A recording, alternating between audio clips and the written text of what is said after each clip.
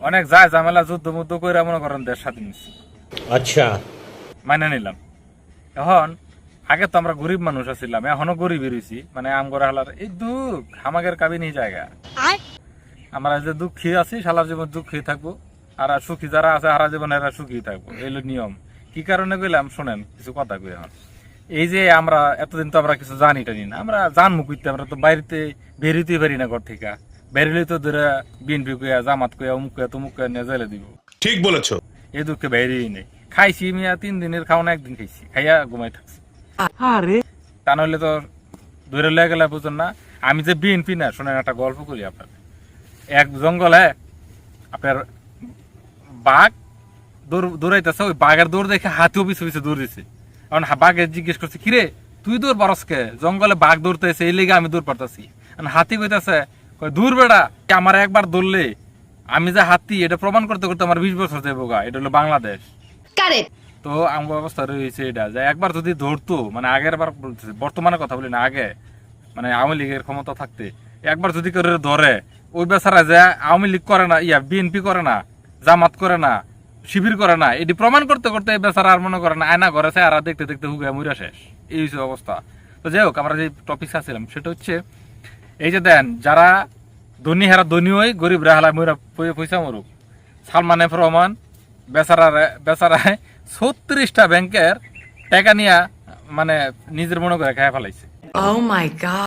তারপরে আরো যে ডিবি হারনের পার্ক বার হয়ে গেছে গা। এতদিন কিন্তু হ্যাঁ মানে কিচ্ছুই করে না, হ্যার কোনো ইনকাম নাই। যে টক শোতে মাঝে মধ্যে কথা কয় যে না হ্যার মতো পোলাইও না, মন্ডায় চায় যে চান্দিরে চাইছে দূরে চুমা দিয়েহি। মানে এরকম একটা ঘটনা হ্যাঁ মানে মনে পড়ে আর কি ওর কথা শুনলে, যে এরকম একটা কাজ করি। স্বরাষ্ট্রমন্ত্রীর অবস্থা, এই বেটা স্বরাষ্ট্রমন্ত্রী তো মনে করেন আরেক কাহিনী। খালি মাল কামামু। কামালের তো কাহিনী অন্যরকম। পুলিশ বাহিনী, অমুক বাহিনী, তমুক বাহিনী, সবাই বলা আছে তোমরা যা মন চায় তা করো গা, আমারটা আমার বাইক নিয়ে দিয়ে দিবা, আমি কিন্তু বাজারে যাইতে পারতাম না। এই জন্য ওই যে দেখবেন পুলিশে ঢুকতে গেলে ঘুষ, অমুকখানে গেলে ঘুষ, এই ঘুষ হে ঘুষ, এই ঘুষ খাইতে খাইতে এক জীবন বরবাদ।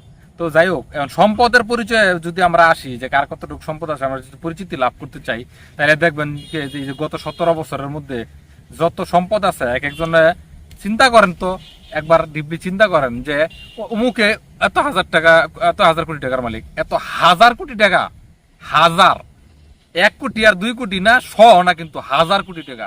চিন্তা করা যায়, আপনি 4% একটা জমিতে 5 তলা বাড়ি করতে পারবেন, হাইস্ট আপনার 2 থেকে 2.5 কোটি টাকাই লাগবো।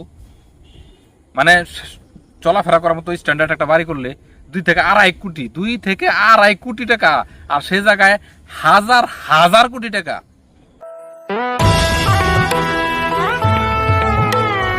মানে আপনি আর আমি যদি পাই এ টাকা, তাহলে আপনার এলাকায় আপনি, আর আর আমার এলাকায় আমি।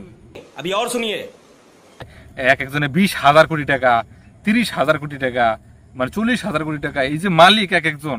চিন্তা করা যায়, ওরে যদি 1,000 টাকার নোট সবগুলা উপরে ফালাই, ওরা মানে সাথে সাথে মইরা শেষ। মানে টেকা কই মনে করেন যে বেটকে যাবো গা। কারণ এটির এক একটার ওজন, টাকার তো ওজন আছে রে ভাই।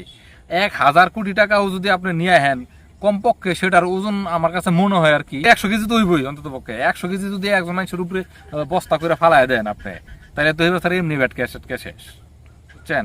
তাহলে এবার একটা চিন্তা করেন যে ওই আবার একদল আবার আমার কই না যে আমি আবার আওয়ামী লীগ বিরোধী দল, বা আমি বিএনপি জামাত করি, এগুলা না। মানে আমি জাস্ট একটা সম্পদের হিসাব নিয়ে বলতেছি। এটা আওয়ামী লীগেরও থাকতে পারে, বিএনপিরও থাকতে পারে, ওটা নিয়ে কথা না। আমি জাস্ট ইমাজিন করতেছি আর কি বিষয়টা, যে এই যে হাজার হাজার কোটি টাকা, চিন্তা করা যায় আপনার আমি 1 কোটি টাকা পাইলে আমার বংশধররা বইয়া খাইব, ঠিক আছে? আর হাজার হাজার কোটি টাকা ওরা কি করে রে ভাই? টাকা যদি ওরা মনে করেন যে যদি এমন হইলো যে যার 1,000 কোটি টাকা পার হয়ে গেছে, ও বারটাত কিছু খাইতে পারবে না, ওর মানে ওর অটোমেটিকলি ওর ভিতরে চেঞ্জ চলে আসবে যে ও বারটাত কিছু খাইতে পারবে না, ও শুধু টাকা চাপায় খাবে, তাহলে ও বাঁচতে পারবে। যদি এই কাজটাও হয়, তারপরেও হবে কি জানেন, 1,000 কোটি টাকা ও চাপায়া খায় শেষ করতে পারবে না। যদি সবগুলো আপনার হয়, মানে সবগুলো যদি আপনার খাসির মাংস হয়, খাসির মাংস বুঝেন নাই, মানে সবগুলো যদি 1,000 টাকা নোট হয়, এই আর কি। তো সবাই তো আর একেবারে টানা 3 বেলায় খাসির মাংস খায় না। কেউ তো আবার মনে করেন আপনার গুঁড়া মাছ খাওয়ার চেষ্টা করবো, কেউ কেউ আজকে একটু ভর্তা খাই, তার মানে 10 টাকার থেকে নোট শুরু হবে। ভর্তা হলো 10 টাকা, 10 টাকা থেকে শুরু করবে, একবার খাসির মাংস পর্যন্ত যদি যায়, তাহলে আপনি 10 টাকার থেকে শুরু করে আপনার 1000 টাকার নোট যদি হয়, 1000 কোটি টাকা যদি আপনার থাকে, তাহলে আপনি এটা পয়সা খাইতে খাইতেই আপনার মানে জীবন শেষ করতে পারবেন না আপনি। একবার ভাইবা দেখেন, 1000 কোটি টাকা, একটা 100 না 1000, এগুলো কি করে রে ভাই ওরা দেশ? এই যে বিপদে পড়বো না কেন, কি কারণে পড়বো না? এই কারণেই পড়ে। আপনি আর আমি যে একটার পর একটা ট্যাক্স বাড়তেছে, দ্রব্যমূল্যের দাম বাড়তেছে, এগুলো যাচ্ছে কোথায়? এগুলা ওদের কাছেই গেছে, কিন্তু আমরা তো অপারক, আমরা তো আর পারতেছি না কিছু করতে। যাই হোক, দেশে নতুন কোনো সিস্টেম আসুক, যেন অন্তত পক্ষে টাকা খাওয়ার সিস্টেমটা যেন আর তৈরি না হয়। কারণ মানুষ, আমরা মাছে ভাতে বাঙালি, ভাত আর মাছ খেয়ে বাঁচতে পারলে আমরা বাঁচি।